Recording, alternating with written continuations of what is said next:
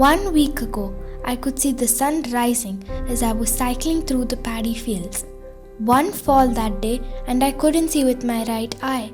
I was scared, but my doctor reassured me and I underwent eye operation. I will now show you how I managed this case of traumatic subluxated cataract. We first did a B scan and confirmed a normal posterior segment. I will now give you important tips at each step to make complicated surgeries like this simpler. Trypan blue can be used in this case as the fibrinous membrane will prevent it from going posteriorly and help make the rhexis easier. Remember to decompress the bag in case of an intermittent cataracts as is here to prevent the rhexis from running off. Use the same nick in the capsule for completing the rhexis and use a micro forceps through a closed chamber centering it around the lens. Remember to center the rhexis around the lens and not the pupil.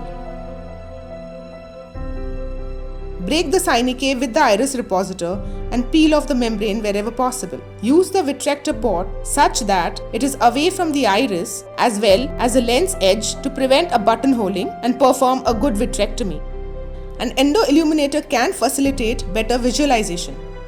A 360 degrees hydrodissection is a must such that it will allow thorough cleaning of the cortical matter as is done here with bimanual irrigation and aspiration. The CTR is used to inflate the bag. Implant the CTR after a thorough cortical cleanup to prevent any cortical fibers getting entrapped.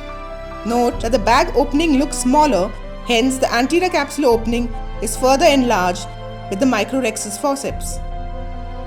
A scleral pocket is done at the site of maximum subluxation to fix the CTS. Use a Gore-Tex suture which has better longevity and tensile strength. Pass it through the eyelet of the capsular tension segment. Straighten the needle, pass it through the main tunnel and feed it into the bent 26 gauge needle which is introduced from the scleral scratch incision nasally. Make sure they form a straight line. Pull the 26 gauge needle to bring the suture out from the scleral incision. Pull the other end of the suture in the similar manner but 1.5 mm away. Remember to prevent crossing over of the two ends of the Gore-Tex suture. Secure the segment in the bag along the maximum subluxated edge and ensure that the eyelet is over the anterior rhexis margin while the segment is within the bag. Pull the suture such that the bag is centered and tie the knot to bury it in the pocket.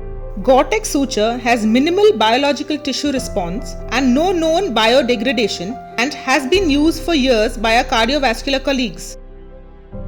You can use glue to seal the conjunctival peritomy as shown.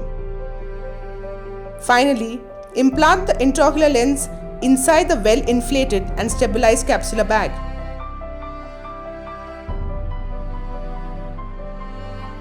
Suture the incision if necessary.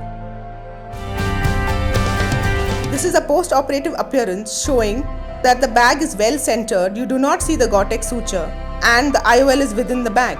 This compares the pre-operative and the post-operative where the child has good post-operative vision with insignificant refractive error.